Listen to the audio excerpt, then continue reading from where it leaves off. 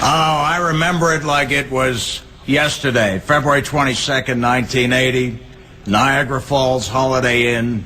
My then wife and I had stumbled back up to our room. We'd had a hell of an afternoon, let me tell you. I won't go into detail now.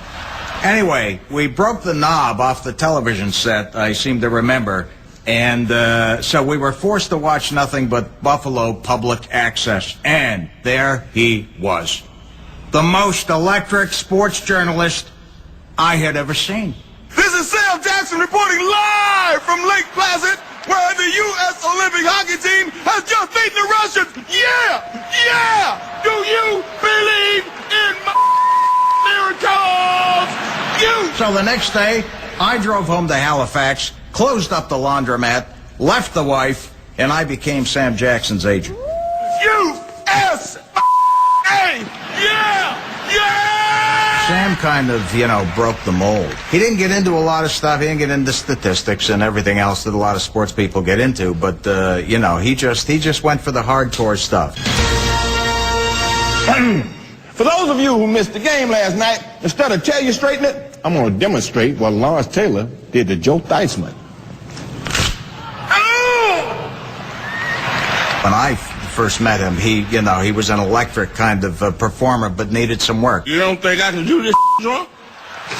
Watch. Well, don't blame me if she got away. I told you to tie her feet, too. Who's smoking my weed? Stop crying. I'm so sick of you white people. Look, he had a drink every now and then. Big deal. And yes, he was occasionally somewhat racist, but Samuel L. Jackson was always great TV. Kirk, you just won Game 1 of the World Series with a 2-out home run at the bottom of the ninth. Some people are already calling it the biggest hit of all time. But you gotta admit, the biggest hit of all time is I Feel For You by Chaka Khan. Well, it's hard to match, I'll say that. Joe, you're right. Back to you in the newsroom. Everybody knew what Sam had. They knew he had this gift. They knew he had this spark. They were just afraid of him.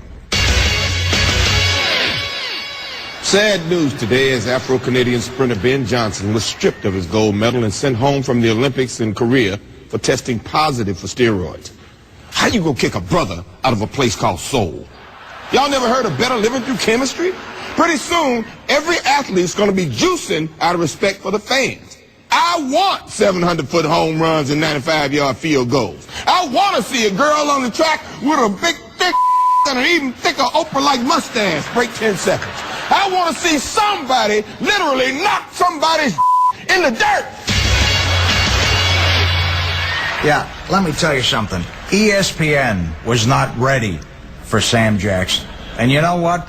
It was for the best. Because after Sam climbed out of that Connecticut crap hole, I was able to get him a real sweet gig in Peoria, Illinois. I mean, really nice. And finally, today, at the NBA draft, the Chicago Bulls came this close to grabbing your all-world center Sam Bowie. Instead, we end up with Michael Jordan. All he's got is hops. He ain't got no handle. Plus, he got no marketing appeal. Now, Sam Bowie could be the next Chuck Taylor. Who the gonna wear something called Jordans? We could have had Sam Perkins. But no. Easy there, Sam. I'm sure that Michael is a fine I don't remember asking you a thing. Shut up. I'm sorry. The bleep was invented because of Sam Jackson. I've had it with these sissies on these playing feet. Now there's a guy with his finger on the button, waiting for Sam to drop the big word. And you know what word I mean. I don't have to tell you. Where's that Obamacare with my coffee?